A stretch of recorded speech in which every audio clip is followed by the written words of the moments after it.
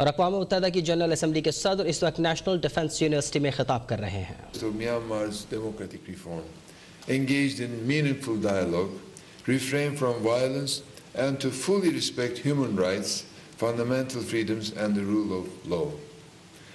Let us not forget that it is our shared responsibility, and I quote, to reaffirm faith in fundamental human rights, in the dignity and worth of the human person, in the equal rights of men and women, and of nations large and small. This is in accordance with the Charter of the United Nations. After 75 years, we must continue to strive to uphold and promote the human rights of everyone, everywhere. Excellencies, distinguished ladies and gentlemen, there is no easy solution to these crises. However, when it comes to the COVID-19 pandemic, we have one key to unlock our collective recovery, and it's vaccines. I welcome the recent steps taken within the World Trade Organization. This will enable us to expand vaccines for all. I started a campaign in New York, which is called Vaccines for All, seeing that the danger was going to face us in the future. This was in November that I started the campaign. And this is critical now at this moment. Only 0.3% of all vaccines have been given to low-income countries. None of us is safe until everyone is safe. So countries must refrain from stockpiling all the vaccines for themselves, while many other countries in other parts of the world suffer and don't have any access to vaccines.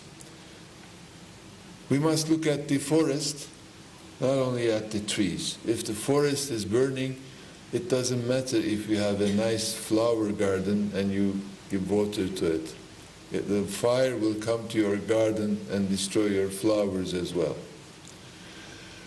Widespread vaccination uptake will maximize the impact of the unprecedented fiscal injection into health services and social supports the government of Pakistan undertook last year. I commend also what the Pakistani government has done until now. I was here in August last year before taking office as the President of the General Assembly.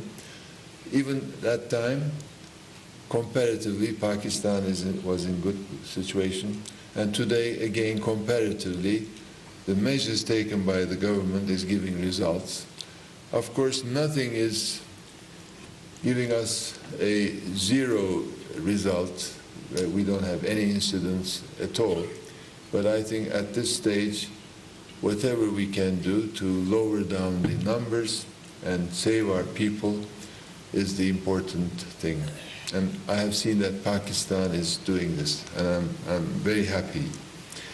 The digital technologies harnessed to disperse emergency cash assistance prior to and during COVID-19 pandemic to 100 million of the most vulnerable citizens and small businesses demonstrate how developing countries can leapfrog into the digital era to support financial inclusion.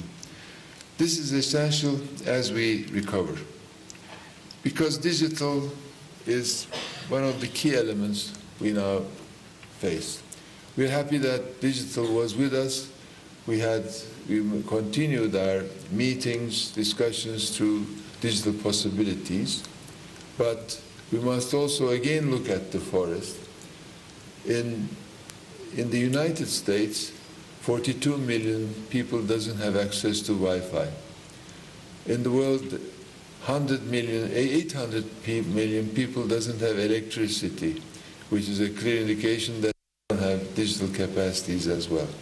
If we're talking about education, if we're talking about health facilities, if we're talking about improving the quality of business or improving the education capacities of our children, digital is the key word for the future. So indeed, the decade of action and delivery to implement the Sustainable Development Goals has become the decade of recovery. And this jeopardizes our progress, as even prior to the pandemic, we have not been reaching global targets on time. The United Nations as an institution cannot deliver the SDGs. It is the government policies and implementation of those policies that will lead to progress. I again availed this opportunity to commend Pakistan for its commitment to the 2030 Agenda for Sustainable Development. The political will and leadership of the Pakistani government on the establishment of parliamentary task forces on SDG implementation and its integration in Pakistani's Vision 2025 has been critical in translating the SDGs from policy to action. Large-scale climate change mitigation measures, such as the planting of 10 billion trees in the next 3 years, will have an enduring impact well past this decade of action to implement sustainable development. Pakistan has demonstrated consistent thought leadership in nature-based solutions to climate change, and I look forward to hearing of your plans as we look ahead towards COP in Glasgow. Indeed, we have a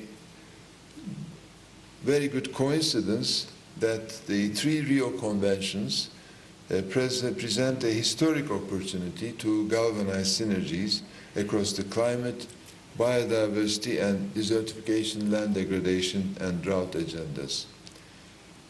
I trust that Pakistan will engage in the upcoming high-level dialogue on desertification, land degradation and drought, which was postponed in light of the situation in Gaza, but it will take place in June. And we'll be very happy to have representation from Islamabad in New York as well.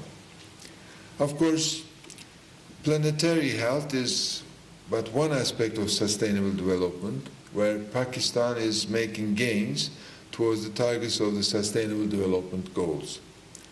I recently convened the high-level thematic debate on digital cooperation and connectivity. The debate also highlighted the Digital Cooperation Organization, of which Pakistan was a founding member.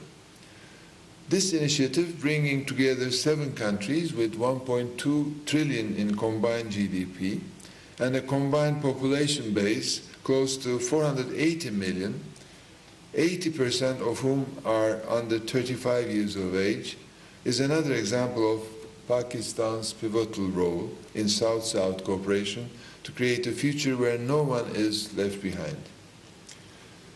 Excellencies, distinguished ladies and gentlemen, Pakistan is ably represented in New York by His Excellency Minur Akram, Ambassador and Permanent Representative of Pakistan to the United Nations, but also the President of the Economic and Social Council for its 76th session. We have continuously worked and coordinated towards maintaining the ongoing cooperation between the 2 organs, the General Assembly and the ECOSOC, in order to enhance coherence and synergies across their respective works for the session. This has been most evident in sustainable development issues relating to infrastructure, countries in special situations, least developed countries, landlocked developing countries, and small island developing states, desertification, land degradation and drought, and financing for development. Ambassador Akram has consistently highlighted the necessity for private sector engagement on financing and the urgent response required for countries in significant debt distress. Pakistan is demonstrating leadership at the highest levels of multilateralism as one of the 5 heads of the principal organs of the United Nations. I also commend His Excellency Imran Khan, the Prime Minister of Pakistan, for highlighting the importance of ending illicit financial flows at the general debate earlier this year.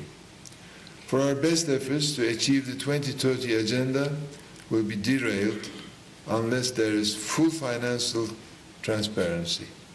It's critical that work to end all criminal activity which jeopardize our efforts towards a safe, just and sustainable future, and I trust that the UN General Assembly Special Session against Corruption, which will take place next week, will accelerate multilateral efforts to end the scourge hampering our progress towards 2030. In the same spirit, good efforts towards implementing the Sustainable Development Goals and maintaining peace will be undermined unless significant efforts are made to uphold the human rights of women and girls. If we are to create change, we need to move beyond rhetoric. We need to end gender-based violence for once and for all.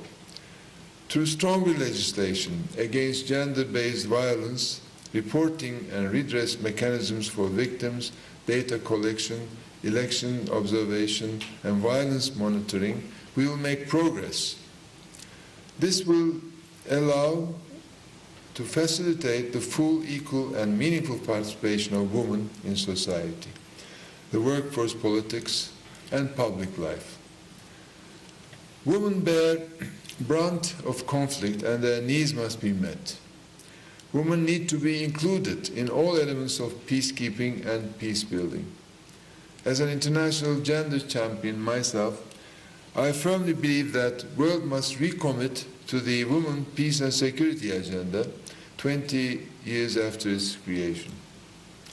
Not only do women make a positive impact on peacekeeping environments, including supporting the role of women in building peace and protecting women's rights, in all fields of peacekeeping, women peacekeepers have proven that they can perform the same roles to the same standards and under the same difficult conditions as their male counterparts.